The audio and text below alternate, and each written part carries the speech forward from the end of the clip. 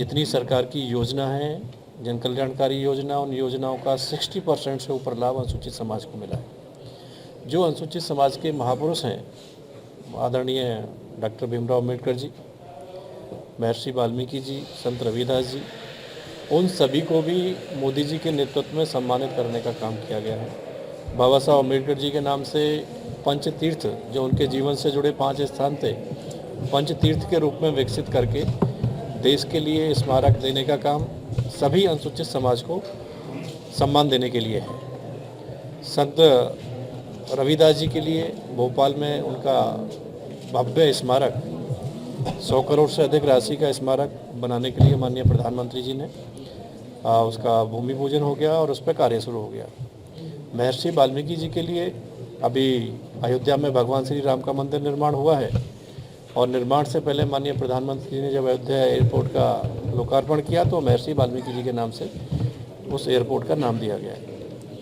ऐसे ही जो हमारे अनुसूचित समाज के युवा हैं वो आत्मनिर्भर हों, अनुसूचित समाज सभी महिलाएं, युवा, पुरुष अनुसूचित समाज के अपने पैरों पर स्थापित हों, इसके लिए अनेकों योजना सरकार की स्टार्टअप के लिए, मुद्रा के लिए, बैंकिंग के माध्यम से देने का कार्य इन पिछले 10 सालों में किया गया है। तो निश्चित ही हम कह सकते हैं कि माननीय मोदी जी के नेतृत्व में जो मोदी जी का संकल्प है, सबका साथ, सबका विकास, सबका विश्वास, उस संकल्प को पूरा होते हुए धरातल पर हमने देखा है। जो कल्याणकारी योजना है, प्रधानमंत्री आवास, प्रधानमंत्री शौचालय, प्रधानमंत्री आयुष्मान भारत कार्ड, प्रधानमंत्री उज्ज्वला योजना, पेंशन्स की स्कीम, ये सभी धरातल पर अनुसूचित जाति बस्तियों में पहुंची हैं। पीने का स्वच्छ पानी अनुसूचित जाति की बस्तियों में देने का काम हमारी सरकार कर रही है। उनके लिए आवास की व्यवस्था और सभी व्यवस्थाएं देने का काम इन पिछले 10 सालों में हुआ है। और कहने में कोई डाउट नहीं है कि जो 63 सालों में अनुसूचित समाज का सपना जो बाबा साहब अम्बेडकर जी ने देखा कि इनको सामाजिक, आर्थिक, राजनीतिक न्याय मिलना चाहिए, वो सपना अगर साकार हुआ तो 10 साल में मोदी जी के नेतृत्व में हुआ है। इससे पहले चाहे केंद्र की सरकार हो, चाहे प्रदेशों की सरकार हो, उन्होंने अनुसूचित समाज को अपना वोट बैंक समझ के उनको गुमराह करके उनका दुरुपयोग करने का काम किया है। एक सच्चे सेवक के रूप में मोदी जी ने अनुसूचित समाज को स्थापित किया है, आत्मनिर्भर बनाया है और उनकी आवश्यकताओं की पूर्ति के लिए योजना के माध्यम से उसको पूरा किया गया। राष्ट्रीय अधिवेशन में कितने प्रतिनिधि भाग लें, कितने लोगों की आने की संभावना?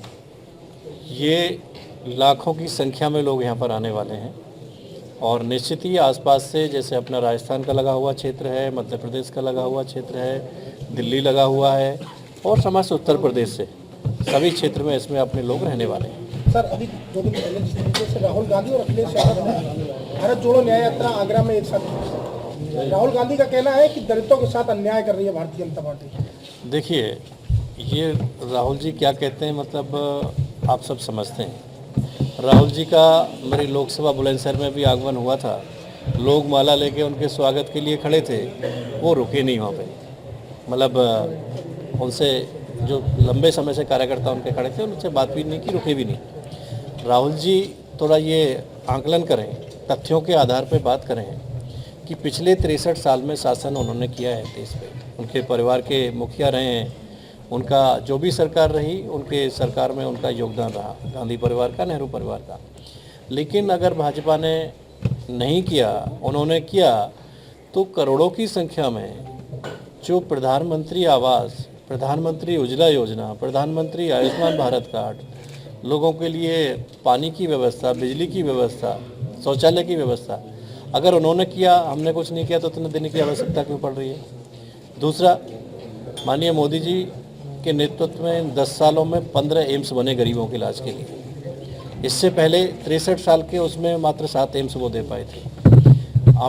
रायबरेली और अमेठी उनकी परिवार की सीट रही है, पिछली बार वो अमेठी से हार गए, लेकिन रायबरेली से निरंतर सोनिया जी 2004 से वहाँ से सांसद हैं और उससे पहले नेहरू और गांधी परिवार के ही सांसद रहे। लेकिन उसके बावजूद वो अमेठी के लोगों के इलाज के लिए एम्स नहीं दे पाए। वहाँ भी एम्स देने का काम माननीय मोदी जी ने 15 एम्स में से किया है, रायबरेली में भी। तो वो अब मैं क्या कह सकता हूँ, दलितों का कह रहे हैं कि दलितों सिर्फ मनरेगा में लिस्ट में नाम आते हैं, VIP और बिजनेसमैन में नहीं। देखिए, 4 करोड़ से अधिक प्रधानमंत्री आवास मिले, उसमें 60% से अधिक दलितों को है। उज्ज्वला योजना के 11 करोड़ के कनेक्शन मिले, उसमें से 60% से अधिक दलितों को मिला है। बिजली शौचालय दलितों को मिली है।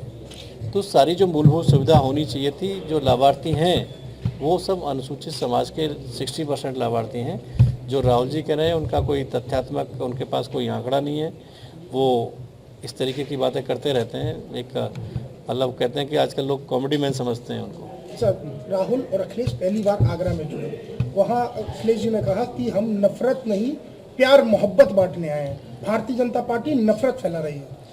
अखिलेश जी ने 2014 के चुनाव में देख लिया, 2019 के चुनाव में देख लिया, महागठबंधन उन्होंने करके देख लिया, बहन जी भी थी 19 में उनके साथ। लेकिन बहन जी के साथ होने के बावजूद भी वो अपने परिवार की पुश्तैनी सीट बदायूं हारे, फिरोजाबाद हारे और उनके आजमगढ़ अभी इसमें हारे।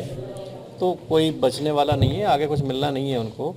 0/0 रहेगा इनका लोकसभा के चुनाव में। 80 की 80 seat Bharatiya Janata party sir, जीतेगी। आखिरी सवाल, ये सम्मेलन कहाँ होगा और कौन बड़े दिग्गज नेता? आज इसी उसके लिए बैठक की गई है। हमारे राष्ट्रीय अध्यक्ष आदरणीय JP नड्डा जी उसमें रहेंगे और स्थान वगैरह तय करने के लिए आज सब लोग यहाँ पर बैठेंगे और वो तय करके आज शाम तक आपको जानकारी दे देंगे। भारतीय जनता पार्टी अनुसूचित जाति मोर्चा वर्तमान में 3 अभियान लेकर के काम कर रहा है।